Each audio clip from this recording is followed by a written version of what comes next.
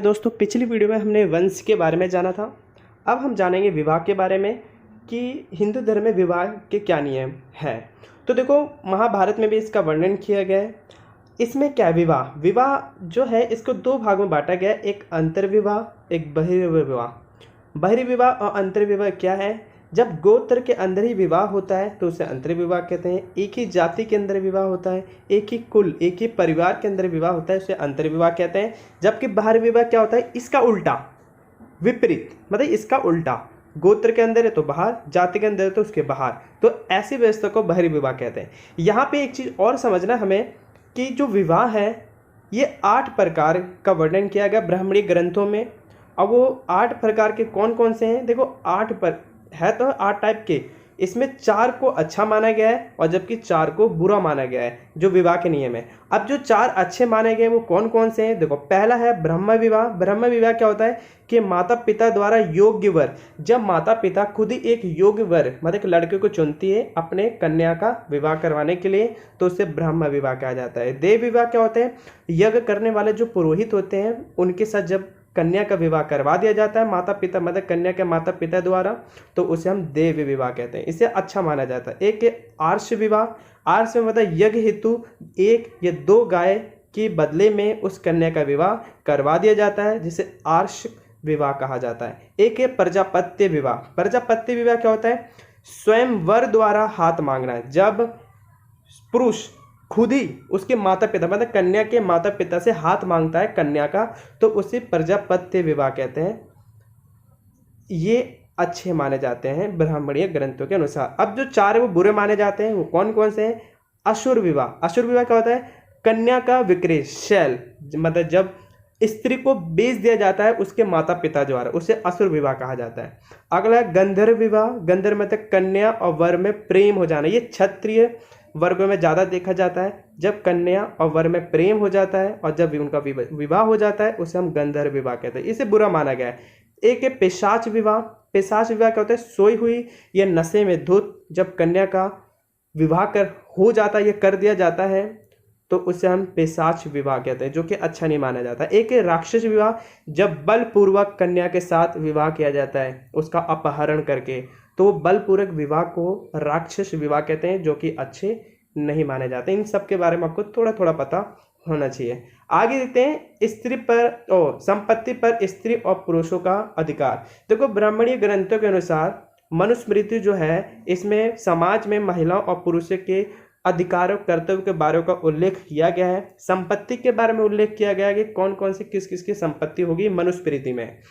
अब देखो क्या है, कहा गया है कि पिता के मृत्यु के बाद संपत्ति पे पुत्र का अधिकार होता है। बिल्कुल, ज्येष्ठ जो पुत्र होता है मतलब सबसे बड़ा जो पुत्र होता है संपत्ति पर उसका विशेष अधिकार होता है। ये पुरुषों का अधिकार है। विवाह के दौरान पुत्री को जो उपहार प्राप्त होते हैं, जैसे स्त्री को मिला कन्यादान, तो वही क्या होता है? वो स्त्री का संपत्ति पे अधिकार होता है। लेकिन पिता की मृत्यु के बाद जो पूरी संपत्ति हो जाती है वो पुत्र की होती है। और विवाह के दौरान स्त्री को जो कन्यादान पिता द्वारा किया जाता है, बहुत महत्वपूर्ण कार्य माना जाता है पिता का कन्यादान, तो वो क्या होता है? वो कन्या का धन माना जाता है। और माना गया है कि जब कन्या के जो वंशज आते हैं मतलब स्त्री के जो वंशज आते हैं, फिर उस संपत्ति पर उनका अधिकार होता है कन्यादान पे। ठीक, तो ये थे मनुस्मृति के अनुसार इनके संपत्ति पर अधिकार। आगे देखते हैं जाति व्यवस्था। देखो समाज में जाति भी थे वर्ग भी थे, ये क्या थे देखते हैं। तो देखो जाति व्यवस्था, जहां वर्ग 4 थे वहीं जातियां अनेक थे, अनगिनत थे। इस होने का इसका कारण क्या था? जब ब्राह्मण लोग जब एक स्थान से दूसरे स्थान जब यात्रा करते थे तो उनको कई सारे ऐसे लोग दिखते थे, वो निर्धारण नहीं कर पाते थे कि ये कौन से वर्ग के हैं, मतलब वो ब्राह्मण है, क्षत्रिय, वैश्य, शूद्र है। तो क्या होता था कि ब्राह्मण उन्हें जाति में डाल देते थे। तो इस प्रकार क्या हुआ कि जातियों की संख्या दिन पर दिन बढ़ती चलेगी और आज जो जातियों की संख्या है वो अनगिनत है। आपको पता होगा जो वर्ग है वो कर्म के आधार पर निर्धारित है।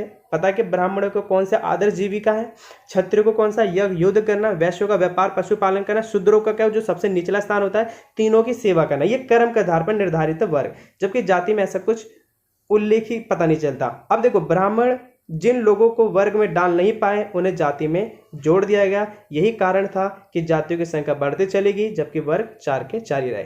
परिणाम स्वरूप जातियों की संख्या बढ़ती चलेगी। अब आगे देखते हैं हम आज क्षत्रिय राजा। आज क्षत्रिय राजा मतलब ब्राह्मणीय ग्रंथों के अनुसार केवल क्षत्रिय ही राजा हो सकते थे, लेकिन कुछ साक्ष्य ऐसे मिले खुदाई के दौरान जिससे पता चलता है कि केवल क्षत्रिय ही राजा नहीं होते थे। अब देखते हैं वो क्या है। तो हमेशा क्षत्रिय राजा नहीं होते थे, बिल्कुल कुछ राजा ऐसे थे जो क्षत्रिय नहीं थे। जैसे कि एग्जाम्पल दे रखा है, एक शुंग वंश और कर्ण वंश, ये मौर्य वंश के बाद आया। आपको पता है कि जब मगध साम्राज्य का जो अंत किया चंद्रगुप्त मौर्य ने किया, फिर मौर्य साम्राज्य का जब अंत हुआ सुश्मित शुंग ने किया। तो जो शुंग आया और शुंग के बाद जो कर्ण आए, ये खुद ब्राह्मण थे, ये ब्राह्मण थे। लेकिन ब्राह्मणी ग्रंथों में लिखा गया केवल क्षत्रिय राजा होते हैं। तो क्या हुआ, इसने ब्राह्मणी ग्रंथों को चुनौती दी। तो शुंग और कर्ण भी राजा थे जो ब्राह्मण थे। आगे लिखा है कि ब्राह्मणी ग्रंथों में कहा गया है कि मौर्य वंश क्षत्रिय नहीं थे, जबकि ये निम्न वर्ग थे, जबकि जैन और बुद्ध धर्म में इनको क्षत्रिय माना गया। ये आपको जरूर पता होनी चाहिए। इससे एक बात साफ होती है कि राजा बनने के लिए क्षत्रिय होना जरूरी नहीं है, क्षत्रिय होना जरूरी नहीं है, बल्कि उस व्यक्ति के पास ताकत होनी चाहिए, बल होना चाहिए और समर्थन होना चाहिए, और यही आवश्यक है राजा बनने के लिए। तो ये आपको बात पता होनी चाहिए। तो दोस्तों इस वीडियो में इतनी, मिलते हैं अगली वीडियो में। वीडियो देखने के लिए धन्यवाद।